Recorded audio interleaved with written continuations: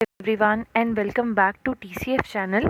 आज की वीडियो में हम 5th सीरीज़ लेकर आए हैं जिसके अंदर हम साइंस के कुछ क्वेश्चंस को डिस्कस करेंगे और ये सीरीज़ नंबर 5 है। तो चलिए वीडियो को स्टार्ट करते हैं। हमारा पहला क्वेश्चन है, the image of a distinct coloured object formed in a pin hole camera is always. किसी सूची छिद्र कैमरे में किसी दूरस्थ रंगीन बिंब का बनने वाला प्रतिबिंब सदैव कैसा होता है। देखिए, ये क्वेश्चन क्लास 6 का जो चैप्टर है लाइट रिफ्लेक्शन एंड शेडो वहाँ से लिया गया है। इस क्वेश्चन को करने से पहले आपको पिन होल कैमरा के बारे में पता होना चाहिए कि पिन होल कैमरा क्या होता है। तो चलिए पहले इसको समझ लेते हैं। आप लोगों को ये वाली पिक्चर दिख रही होगी। अब इसके अंदर आपको ये जो कार्डबोर्ड दिख रहा है, एक बॉक्स दिख रहा है, ये पिन होल कैमरा है। कैसे पिन होल कैमरा, अब देखिए हम समझते हैं। आपको एक पिन होल कैमरा बनाने के लिए एक बॉक्स लेना है, ठीक है। इस बॉक्स का एक पार्ट जहाँ पे ये ट्री की उल्टी इमेज फॉर्म हो रही है, ये आपने ये वाला हिस्सा कार्डबोर्ड का या बॉक्स का हटा देना है और इसकी जगह आपको एक पेपर लगा देना है। यहाँ पे कैसा पेपर चाहिए वो मैं बताती हूँ आपको। ये आपको ट्रेसिंग पेपर का यूज़ करना है, ठीक है। तो एक साइड को आपको हटाकर कौन से पेपर का यूज़ करना है, ट्रेसिंग पेपर का। और जो आपको देखिए ये वाला ट्रेसिंग पेपर अगर यहाँ पे इस वाली साइड लग रहा है तो उसके सामने वाले में आपको एक छोटा सा होल कर देना, पिन की जितना, ठीक है। तभी इसे पिन होल बोला जाता है। अब देखिए पिन होल कैमरे का मतलब क्या है, पहले आप इसे समझ लेंगे तो अच्छे से आपको समझ में आ जाएगा। देखिए पिन होल कैमरा में क्या है कि जब इमेज एक होल में से लाइट पास हो रही है और उस पिन होल के कारण बन रही है, यानी कि इतना छोटा सा जो छेद है उसमें से लाइट पास होकर जो इमेज फॉर्म होती है वो पिन होल कैमरा इमेज कहलाती है, ठीक है। जो पिन होल कैमरा इमेज बनाता है, जैसी इमेज इसके अंदर बनेगी वो कलर्ड होगी। आपने देखा होगा हम एक वर्ड बोलते हैं परछाई यानी शेडो। शेडो हमेशा ब्लैक होती है ना, लेकिन इमेज हमेशा कलर्ड होती है। अगर कोई पूछे what is the difference between image and shadow, image और शेडो में क्या डिफरेंस है, तो आपको पता होना चाहिए कि इमेज कलर्ड होती है और शेडो कैसी होती है, ब्लैक होती है। तो पिन होल कैमरा कैसी इमेज बनाता है, कलर्ड बना रहा है।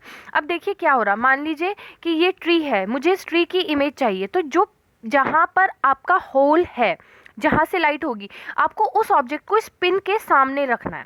इस कैमरा को जिस ऑब्जेक्ट की आपको इमेज चाहिए, ये वाला हिस्सा इसके सामने आ रहा है। अब देखिए क्या हुआ, जब लाइट पास होगी तो इसकी ट्री की इमेज आपने देखा उल्टी बनी है, इन्वर्टेड यानी उल्टी बनी है। क्यों? क्योंकि देखिए जब इमेज लाइट रे यहाँ से पास हुई तो ये वाले हिस्से की इमेज नीचे बनेगी। अब लाइट रे यहाँ से जब ऐसे पास होगी, light always travel in a straight line. जो लाइट की रे होती है वो हमेशा सीधी चलती है। तो यहाँ से जब लाइट चली तो ये वाले हिस्से की इमेज नीचे बनेगी और इस वाले हिस्से की इमेज कहाँ बनेगी, इधर बनेगी। तो इसकी इमेज हमेशा कैसी बनती है, उल्टी बनेगी यानी कि इन्वर्टेड। अब आपने देखा होगा क्या यहाँ पे तो असली ट्री है, क्या ये असली ट्री है? नहीं, ये इमेज कैसी बनी है, जो ये इमेज कैसी है, आभासी है यानी कि वर्चुअल है, ठीक है। तो इमेज यहाँ पे ये कैसी बनी है, वर्चुअल है और इन्वर्टेड बनी है और कलर्ड बनी है। साथ ही साथ एक चीज़ आप देखेंगे, अगर ट्री इतना बड़ा है तो इमेज कैसी बनी है, छोटी। क्यों? क्योंकि लाइट जहाँ से पास हो रही है वो बहुत पिन के जितना है, छोटा छोटा छेद है, ठीक है। तो इसीलिए इमेज भी कैसी बनेगी, डिमनिश यानी कि छोटी बनेगी। तो आपने 4 चीज़ें देखी कि अगर पिन होल कैमरा है तो उसमें इमेज कैसी कैसी बनती है। एक तो वर्चुअल बनेगी यानी कि आभासी, ठीक है, इन्वर्टेड यानी कि उल्टी बनेगी, और स्मॉल इन साइज बनेगी, छोटी होगी, और कलर्ड होगी। समझ में आया? तो ये वाला आपने अच्छे से, आपको ये क्वेश्चन समझ में आ गया होगा। अब हम देखते हैं वो वाला क्वेश्चन। अगर अब हम यहाँ पे ऑप्शंस की बात करें तो पहला ऑप्शन है वर्चुअल इरेक्ट। देखिए जहाँ इरेक्ट आ रहा है, इरेक्ट मतलब सीधी, तो जितने भी ऑप्शन में इरेक्ट है उसे तो आप बिल्कुल ही हटा दीजिए। ऑप्शन 1 भी गलत हो गया, 2 में भी इरेक्ट है, गलत हो गया। अब 3 और 4th ऑप्शन देखते हैं। ब्लैक एंड व्हाइट लिखा है, देखिए 3rd ऑप्शन के अंदर लिखा है ब्लैक एंड व्हाइट, वास्तविक उल्टा श्याम एंड श्वेत, यानी कि जो शेड होती है वो ब्लैक एंड व्हाइट होती है, लेकिन ये भी गलत है, ठीक है, क्योंकि ये शेडो नहीं बन रही है, इमेज बन रही है। इमेज कैसी होती है, कलर। तो इसका ऑप्शन कौन सा करेक्ट होगा, 4th, real, inverted, coloured and diminished. वास्तविक होगी, उल्टी बनेगी, रंगीन होगी यानी कलर्ड होगी, और छोटी होगी। समझ में आ गया? तो 61 का option number 4th is correct. Next question अब हम देखते हैं। देखिए, स्टडी द फॉलोइंग टेबल, ये आपको टेबल एक दे रखा है, आपको इसे देखना है और बताना है कि इनमें से जैसे पुंकेसर के भाग यानी पार्ट ऑफ स्टेमिन, ये स्टेमिन एंड पिस्टल क्या होते हैं, जो फ्लावर होता है, फूल होता है, उसके जो रिप्रोडक्टिव पार्ट्स होते हैं वो दो होते हैं। फीमेल रिप्रोडक्टिव पार्ट होता है पिस्टल और जो मेल रिप्रोडक्टिव पार्ट होता है वो होता है स्टेमिन। ठीक है, आपको बताना है अब स्टेमिन के भी अपने पार्ट्स हैं और पिस्टल यानी स्त्री केसर के भी अपने पार्ट हैं और पुंकेसर के भी अपने भाग हैं। तो आपको बताना है कि कौन सा वाला करेक्ट है। तो एक बार इसे हम एनसीईआरटी में देख लेते हैं। देखिए, क्लास 7th का चैप्टर है रिप्रोडक्शन इन प्लांट। अगर हम इसमें देखें तो हम पहले मेल रिप्रोडक्टिव पार्ट स्टेमिन को देखते हैं। तो इसके अंदर दो पार्ट्स होते हैं, एंथर एंड फिलामेंट। ठीक है, फिलामेंट ये वाला हिस्सा है आपको दिख रहा है और एंथर ये वाला है। ठीक है, तो ये है स्टेमिन के पार्ट। स्टेमिन में कितने पार्ट हैं? दो, एंथर, फिलामेंट। अब हम बात करते हैं फीमेल रिप्रोडक्टिव पार्ट की, फ्लावर के। तो क्या है वो? पिस्टिल। पिस्टिल में तीन पार्ट होते हैं। देखिए, एक तो होता है स्टिग्मा, ऊपर वाला पार्ट स्टिग्मा, दूसरा है स्टाइल, स्टिग्मा स्टाइल, और थर्ड है जो ये बीच वाला मोटा पार्ट है, ये है ओवरी। और ओवरी को अगर आप अंदर से देखें, ओवरी के अंदर क्या होते हैं? ओव्यूल। तो ओव्यूल ओवरी का पार्ट है। पिस्टिल के कौन कौन से तीन पार्ट हैं? Style, stigma, ovary. ठीक है, तो अब हम ऑप्शंस को देख लेते हैं कि कौन सा ऑप्शन करेक्ट है। देखिए, फर्स्ट ऑप्शन है anther, filament, part of stamen, और पार्ट ऑफ पिस्टिल में ओवरी, स्टिग्मा, स्टाइल। तो देखिए, हमने जैसे कॉन्सेप्ट को पीछे देखा तो इससे ही आपको पता चल गया होगा कि ए करेक्ट है, यानी परागकोश तंतु पुंकेसर के भाग हैं और स्त्री केसर के क्या भाग हैं? अंडाशय, वर्तिकाग्र और वर्तिका, ओवरी, स्टिग्मा, स्टाइल। तो इसका ऑप्शन करेक्ट क्या आएगा? ए। अब चलिए हम नेक्स्ट क्वेश्चन देखते हैं। नेक्स्ट क्वेश्चन है, if you carefully dig a grass plant, यदि आप किसी घास के पौधे को बहुत ही सावधानी से उखाड़ कर उसकी जड़ों को देखते हैं, उसकी जड़ों को ऑब्जर्व करते हैं, ठीक है, और उसकी पत्तियों को देखते हैं, उसका ऑब्जर्वेशन किया आपने, तो आपको कैसी मिलेंगी उसकी पत्तियां? देखिए, दो टाइप की रूट्स होती हैं, टैप रूट होती है और जो लीव के अंदर स्ट्रक्चर होता है वो भी दो टाइप का होता है, एक पैरेलल वेनेशन होता है, एक रेटिकुलेट वेनेशन होता है। ये क्लास 6th का चैप्टर है ऑब्जर्विंग प्लांट करके, जिसकी वीडियो है ना मैं जल्दी ही बनाऊंगी। आज मैं अपने चैनल पे, जो मेरा चैनल है एजुकेशन प्लैनेट सुरभि मित्तल के नाम से, आपको लिंक डिस्क्रिप्शन में मिल जाएगा, उसके अंदर आज मैं क्लास 7th का जो nutrition in animal second chapter है उसकी वीडियो अपलोड करूंगी, क्योंकि लास्ट ईयर में हमने देखा है कि मैक्सिमम नंबर ऑफ क्वेश्चन उस चैप्टर से लिए गए हैं।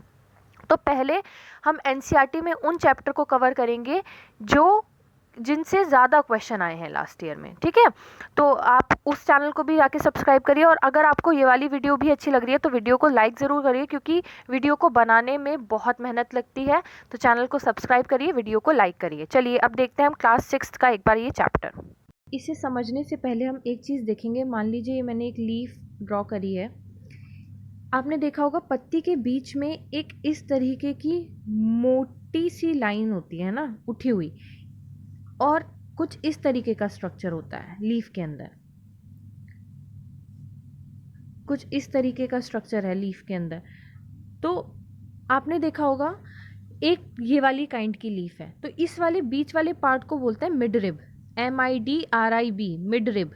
ठीक है, और जो इस तरीके का ये है जालीदार जो ये स्ट्रक्चर है, ये कहलाती है वीन्स, VEINS, वीन्स बोलते हैं इन्हें। ठीक है, तो जब कभी किसी पत्ती के अंदर इस तरीके का डिज़ाइन होता है, नेट लाइक स्ट्रक्चर है, तो वो वाला कहलाता है कौन सा?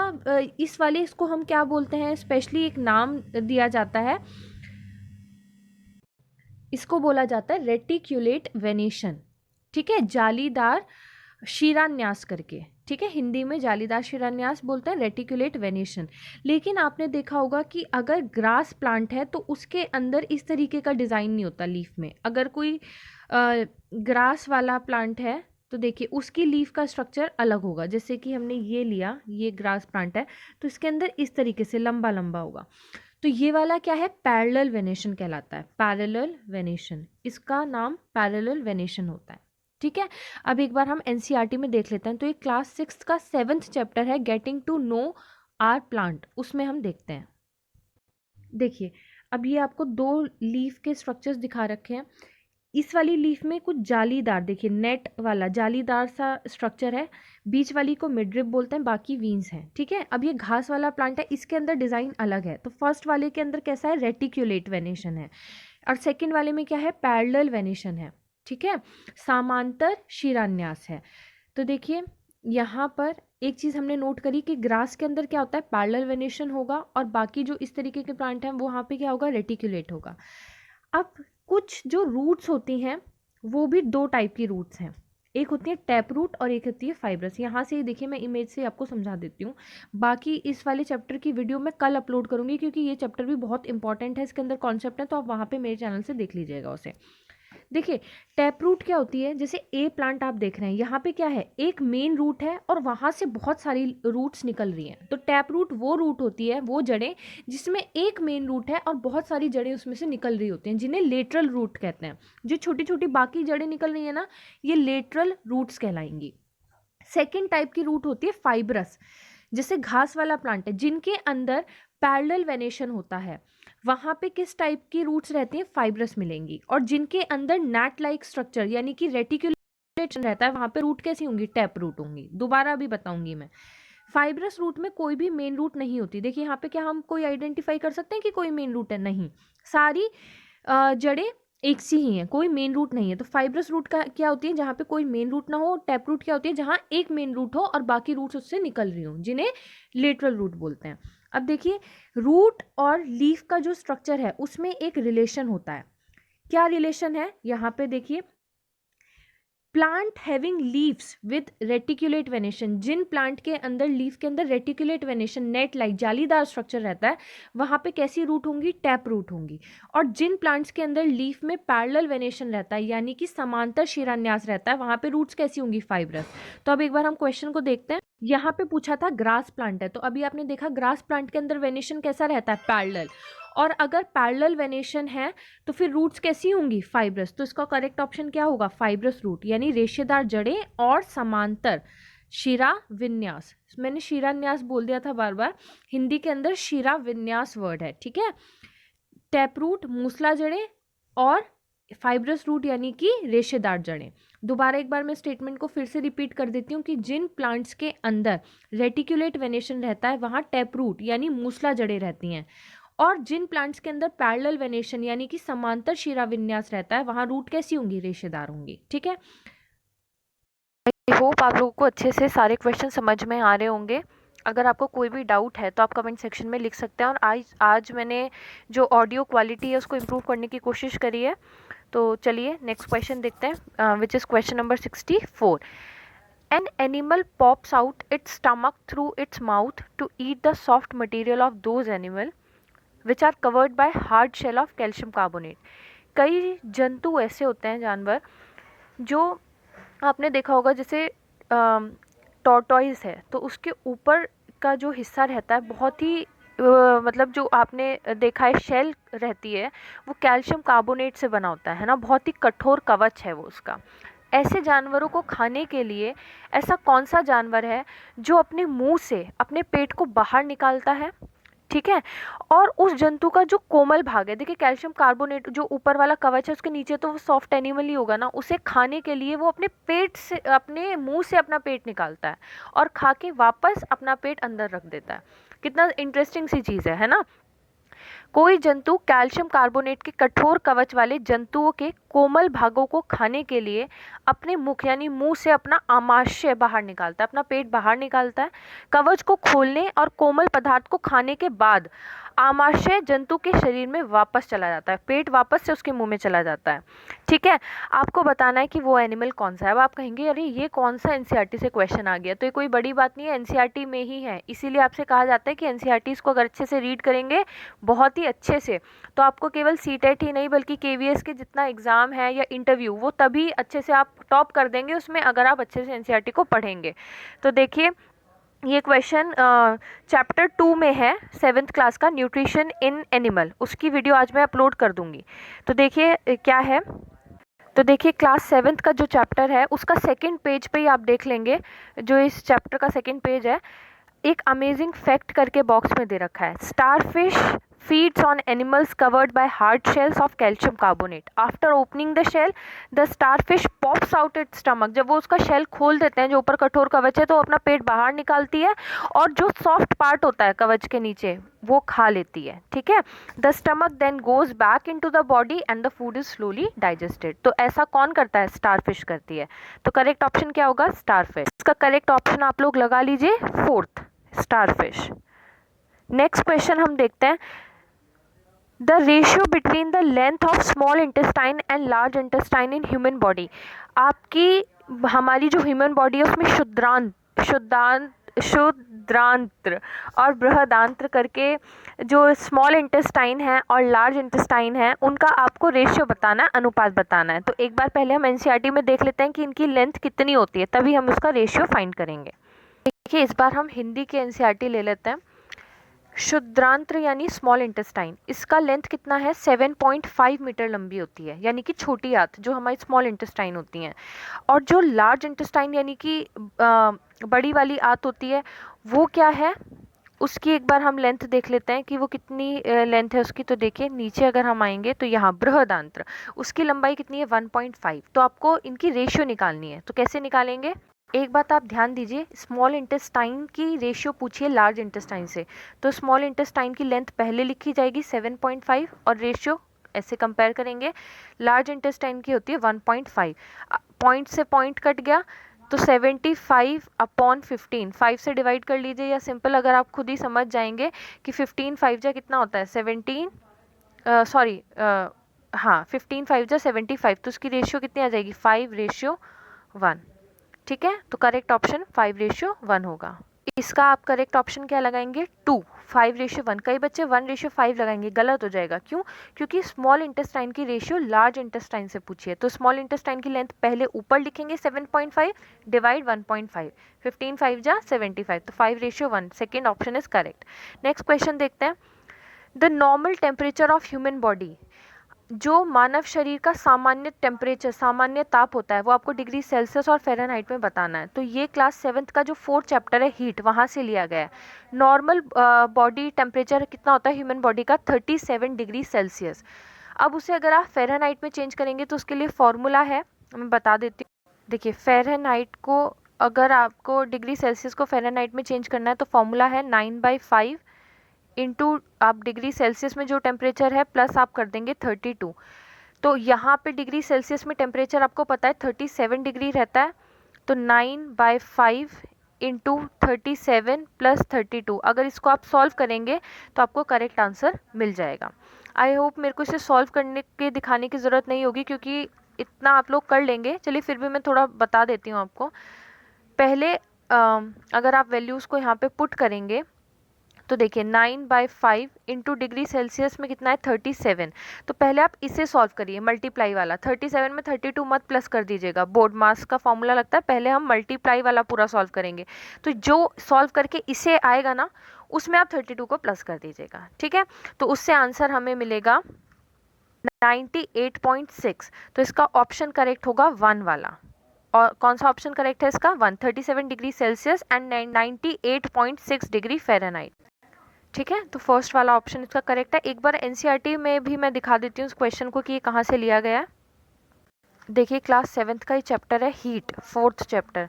तो यहाँ पर ये आपको मिल जाएगा, थर्मामीटर के बारे में बता रखा है यहाँ पे। देखिए the normal temperature of human body is 37 degree Celsius, और फ़ारेनहाइट में चेंज करने के लिए मैंने आपको फॉर्मूला बता दिया, वहाँ से सॉल्व करेंगे तो 98.6 डिग्री फ़ारेनहाइट मिलेगा।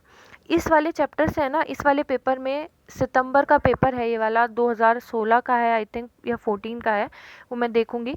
इसमें बहुत सारे क्वेश्चन क्लास 7th के इसी चैप्टर से लिए गए हैं। अभी 3 क्वेश्चन मैंने देखे हैं जो इस पेपर में इसी चैप्टर से हैं। तो चलिए एक बार मैं थोड़ा कॉन्सेप्ट डिस्कस कर लेती हूँ, फिर वो क्वेश्चन करने में हमें मदद मिलेगी। जब हम पुअर कंडक्टर ऑफ हीट की बात करते हैं तो उसमें कौन कौन सी चीज़ें आती हैं? पुअर कंडक्टर ऑफ हीट का मतलब वो होता है जो हीट को अपने में से पास नहीं होने देंगे, ठीक है। तो ऐसी कौन कौन सी चीज़ें होती हैं जो पुअर कंडक्टर है हीट की, यानी कि अपने में से हीट को पास नहीं होने दे रहे? तो वुड भी आता है उसमें, ठीक है, प्लास्टिक आता है। देखिए जैसे यहाँ पर है, देखिए कंडक्टर क्या है? The material which allow heat to pass through them, जिनसे हीट आराम से पास हो जाती है। जैसे कि अगर आप देखिए, आपने गैस पे पानी गर्म किया और अगर आपने स्टील का बर्तन रखा है, अगर आप उसे ऐसे ही हाथों से छुएंगे तो एकदम आपके हाथ जल जाएंगे। क्यों? क्योंकि वहाँ पे हीट पास होती है ना, उससे हीट पास हो सकती है, तभी तो वो इतना गर्म हो गया। लेकिन अगर आप मान लीजिए कि आपका ऐसा बर्तन है जिसमें प्लास्टिक का हैंडल है, तब वो प्लास्टिक गर्म नहीं होगी। क्यों? क्योंकि वो पुअर कंडक्टर है। तो कंडक्टर मोस्टली जितने भी मेटल्स हैं वो सब कंडक्टर होते हैं। तो जैसे हमने बात करी, एल्यूमिनियम है, आयरन है, कॉपर है, ये क्या है? कंडक्टर्स हैं। लेकिन अगर हम इंसुलेटर की बात करें, the material which do not allow heat to pass through them, जिनसे हीट पास नहीं होती है, वो क्या है? इंसुलेटर। तो उसमें कौन कौन आता है? एयर और वाटर क्या है? पुअर कंडक्टर है। एक चीज़ मैं और बताना चाहती हूँ, जैसे हम सर्दियों में वूलन क्लोथ्स पहनते हैं, है ना, ऊन के कपड़े पहनते हैं। ऊन और कॉटन दोनों ही पुअर कंडक्टर होते हैं हीट के। ना तो ऊन से गर्मी बाहर निकल सकती है, ना ही कॉटन से। लेकिन आप बताइए, फिर ऊन ज़्यादा गर्म क्यों रखती है हमें, कॉटन क्यों नहीं रखती? तो उसका रीज़न है, देखिए हम समझते हैं। देखिए, अगर हम वुलन क्लोथ्स की बात करते हैं, वुलन क्लोथ्स की बात करते हैं, तो वुलन क्लोथ्स में क्या होते हैं? बहुत सारे टाइनी स्पेसेस होते हैं, बहुत सारे स्पेसेस, मतलब ऐसे छिद्र वुलन क्लोथ्स में। तो क्या होता है कि इन वाले छेद में एयर ट्रैप हो जाती है। और एयर क्या होती है? पुअर कंडक्टर होती है। तो हीट, जो हमारी बॉडी की हीट है, वो बाहर नहीं जाएगी, तो हमें गर्म रखेंगे। लेकिन कॉटन क्लोथ्स के अंदर जो ये पोर्स हैं, जो टाइनी टाइनी स्पेसेस हैं, ये कम रहते हैं। तो इसीलिए कम एयर ट्रैप हो पाती है और इसीलिए ये ज़्यादा गर्म नहीं रखते हैं। ये क्वेश्चन आपको समझ में आ गया होगा। तो देखिए, अगला क्वेश्चन यहीं से है, select the group of poor conductor of heat from the following. इसमें हमें बताना है कि पुअर कंडक्टर ऑफ हीट कौन कौन है। तो देखिए, फर्स्ट है एयर, वाटर, प्लास्टिक, वायु, जल, प्लास्टिक। सेकंड है वूल, वुड, आयरन। थर्ड है वाटर, कॉपर, वुड। और फोर्थ ऑप्शन है एयर, एल्यूमिनियम, वूल। तो मैंने एक चीज़ बताई थी कि जितने मेटल हैं वो कंडक्टर हैं, तो आप मेटल्स को एलिमिनेट कर दीजिए। आयरन ऑप्शन 2 में है, पूरा गलत हो जाएगा। ऑप्शन 3 के अंदर कॉपर है, वो पूरा गलत हो जाएगा। और ऑप्शन 4 में एल्यूमिनियम है, तो वो पूरा भी एलिमिनेट हो जाएगा। तो करेक्ट आंसर क्या होगा? 1, एयर, वाटर एंड प्लास्टिक। तो फर्स्ट वाला करेक्ट है। नेक्स्ट क्वेश्चन देखते हैं। देखिए, ये वाला जो क्वेश्चन है सी ब्रीज और लैंड ब्रीज वाला, ये भी 4th चैप्टर से ही लिया गया है। तो चलिए पहले हम इसको समझ लेते हैं कि सी ब्रीज और लैंड ब्रीज क्या है। देखिए, ये वाली इमेज भी मैंने 4th चैप्टर से ली है, हीट वाला जो चैप्टर है। इसमें अगर हम देखें तो आपको फर्स्ट इमेज के अंदर पहले ये समझना चाहिए कि जो कोस्टल एरियाज़ होते हैं, जो एरियाज़ समुद्र के पास हैं, कोस्टल एरियाज़ हैं, वहाँ क्या होता है? एक चीज़ आप अगर दिमाग में याद रखेंगे, एक लाइन याद रख लीजिए, तो आपको पूरा कॉन्सेप्ट समझ में आ जाएगा। लैंड जो होता है, यानी कि भूमि, लैंड जल्दी ठंडा होता है और जल्दी ही गर्म होता है, इस बात को याद रखना, ठीक है। जो ओशियन सरफेस होता है, यानी कि वाटर बॉडी होती है, उसे ठंडा होने में भी टाइम लगता है और गर्म होने में भी टाइम लगता है, एज़ कम्पेयर टू लैंड। जो लैंड होगा जल्दी ठंडा हो जाएगा, जल्दी गर्म होगा, इस बात को याद रखना। अब देखिए क्या होता है, डे टाइम के अंदर क्या होता है, दिन के अंदर जो लैंड सरफेस है वो जल्दी गर्म हो जाएगा, लेकिन ओशन बॉडी क्या है, अभी भी ठंडी है। तो जो गर्म हवा होती है वो हल्की होती है, इसीलिए ऊपर उठती है, इतना आपको पता है। तो लैंड सरफेस से जब एयर ऊपर उठेगी, तो उस लैंड सरफेस पे एयर की जगह कौन लेगा? Cold air. तो कोल्ड एयर कहाँ से आएगी? समुद्र से लैंड की ओर आएगी, ठीक है। जैसे ये जा रही है, तो ये समुद्र से लैंड की ओर जा रही है, तो इसे क्या बोलेंगे? Sea breeze. समझ में आया? अब नाइट में इसका उल्टा हो जाता है। नाइट में क्या होगा? अच्छा आप बताइए, नाइट में ठंडा हो रहा है, तो कौन ज़्यादा जल्दी ठंडा होगा, ओशन बॉडी या लैंड? लैंड जल्दी ठंडा होगा। तो चलिए देखते हैं। अब लैंड जल्दी ठंडा हो गया, अभी ओशन गर्म ही है, तो कोल्ड एयर कहाँ से कहाँ मूव करेगी? इस बार लैंड से ओशन की तरफ मूव कर रही है, तो इसे क्या बोलेंगे? नाइट टाइम के अंदर क्या होगी? लैंड ब्रीज होगी। यानी कि लैंड से एयर कहाँ पे जा रही है? ओशन बॉडी की तरफ जा रही है। डे टाइम के अंदर क्या होगा? सी ब्रीज है, यानी कि ओशियन से कहाँ पे जा रही है? लैंड की तरफ जा रही है। तो देखिए, कूल एयर का और हॉट एयर का मूवमेंट आपने देखा, ये चीज़ आपको अब अच्छे से समझ में आ गई होगी कि सी ब्रीज और लैंड ब्रीज क्या है। अब हम क्वेश्चन को देखते हैं। देखिए, क्वेश्चन में पहला ऑप्शन है, the reason of sea breeze is, sea breeze का कारण क्या है? तो सी ब्रीज में क्या होता है, जब सी से हवा कहाँ जा रही है? लैंड की तरफ जा रही है, क्योंकि लैंड गर्म है और सी क्या है? ठंडा है। तो अब बस आपको यही ऑप्शन फाइंड करना है। During the day the land gets heated faster than the sea water, ये ऑप्शन सही लग रहा है तो ये करेक्ट है। सेकंड देखते हैं, during the day the sea water get heated faster than the land. मैंने बताया सी वाटर कभी जल्दी गर्म हो ही नहीं सकता लैंड से, केवल लैंड सरफेस ही है जो जल्दी गर्म होगा, जल्दी ठंडा होगा। ओशियन को ठंडा होने में भी टाइम लगेगा, गर्म होने में भी टाइम लगेगा, तो सेकंड ऑप्शन तो गलत है। थर्ड कह रखा है रात्रि में समुद्र जल की तुलना में स्थल का धीमी गति से ठंडा होना, धीमी गति से होगा ही नहीं, ये भी गलत हो गया।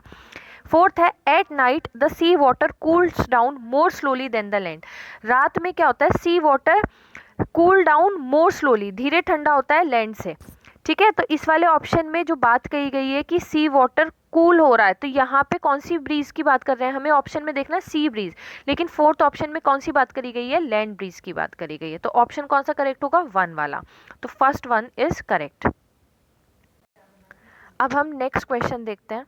देखिए, you have phenolphthalein solution in 3 test tube. आपके पास 3 परख नलियाँ जो टेस्ट ट्यूब्स हैं ए बी सी, उसमें फिनोल्फथैलीन है। फिनोल्फथैलीन क्या होता है, ये एक तरीके का इंडिकेटर है जो हमें बताता है कि कोई सब्सटेंस एसिडिक है, बेसिक है या न्यूट्रल है। उसकी टेस्टिंग के लिए जो हम यूज़ करते हैं इंडिकेटर, वो फिनोल्फथैलीन है। ठीक है, अब हमने क्या किया कि टेस्ट ट्यूब ए के अंदर हमने HCl यानी हाइड्रोक्लोरिक एसिड डाला, हाइड्रोक्लोरिक अम्ल। टेस्ट ट्यूब बी के अंदर हमने सोडियम हाइड्रोक्साइड डाला, सोडियम हाइड्रोक्साइड विलेन। और टेस्ट ट्यूब 3 में हमने डिस्टिल्ड वाटर, जो एकदम साफ जल होता है, आसुत जल, वो डाला। तो आपको कलर कैसा चेंज दिखेगा, अगर आप ये जानते हैं कि फिनोल्फथैलीन एसिड के लिए, अगर आप फिनोल्फथैलीन इंडिकेटर को एसिड में डालेंगे तो कलरलेस हो जाएगा। ठीक है, अगर बेस में डालेंगे, बेसिक सॉल्यूशन है, तो उसका कलर पिंक हो जाएगा।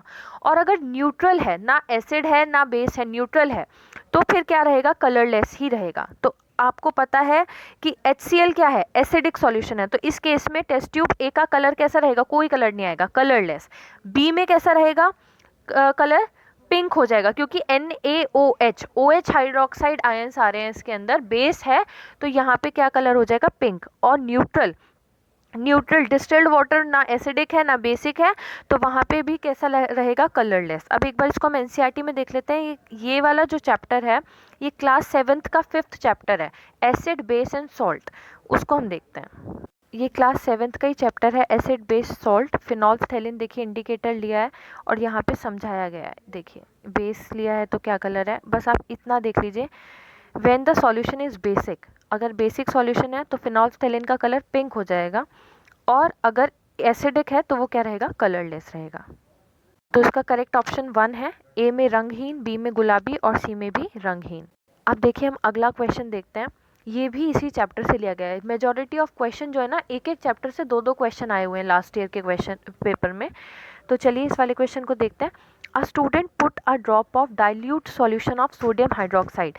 देखिए एक मैं आपको ट्रिक, एक चीज़ बता देती हूँ, जिनमें OH आयन होते हैं पीछे, वो बेस होता है। ठीक है, हाइड्रोक्साइड जिसमें, तो सोडियम हाइड्रोक्साइड जो है ये क्या है, एक बेस है। ये कोई छात्र सोडियम हाइड्रोक्साइड के तनु विलयन की एक बूंद पहले नीले लिटमस पेपर पे डालता है, फिर रेड लिटमस पे डालता है, तो कलर कैसे चेंज होगा। तो आपको एक चीज़ पता होनी चाहिए कि एसिड जो होते हैं वो ब्लू लिटमस को रेड कर देते हैं, और जो बेस होते हैं वो रेड लिटमस को ब्लू कर देते हैं। ठीक है, अब NaOH क्या है, NaOH एक बेस है। ठीक है, तो इसी कारण जब ये रेड लिटमस पे डलेगा तो रेड का कलर क्या हो जाएगा, ब्लू। लेकिन ब्लू पे अगर डलेगा तो ब्लू पे तो कोई चेंज होगा ही नहीं, क्योंकि ये क्या करते हैं, रेड को ही ब्लू करेंगे। तो ब्लू लिटमस पेपर पे अगर हमने सोडियम हाइड्रोक्साइड को डाला है तो उसमें कोई चेंज नहीं होगा। तो एक बार NCERT में देख लेते हैं। देखिए NCERT में मैंने समरी ले ली है, वहाँ पे दिखा देती हूँ, वैसे चैप्टर में भी मिल जाएगा आपको। Asset turn blue litmus red, और बेस क्या करते हैं, basis turn red litmus blue. तो इसीलिए जब मैं NaOH को रेड लिटमस पे डालूंगी तो उसका कलर तो ब्लू हो जाएगा, लेकिन ब्लू लिटमस पे उसका कोई भी चेंज नहीं होगा। तो आज हमने 10 क्वेश्चन को डिस्कस किया है, और अच्छे से हमने कंटेंट को भी डिस्कस किया है कि कहाँ से है। इसीलिए आप पहले इसे अच्छे से पढ़ लीजिए, जितने भी हमने चैप्टर डिस्कस करे उनको NCERT से देख लीजिए। आज आपको क्लास 7th का जो चैप्टर 2 है उसकी वीडियो भी मिल जाएगी, मैं अपलोड कर दूंगी। आप TCF चैनल को भी सब्सक्राइब करिए, वीडियो को लाइक करिए, और अगर आपके कोई भी डाउट्स हैं अभी इन द 10 क्वेश्चन में, तो आप उसको कमेंट सेक्शन में लिख सकते हैं। Thank you everyone.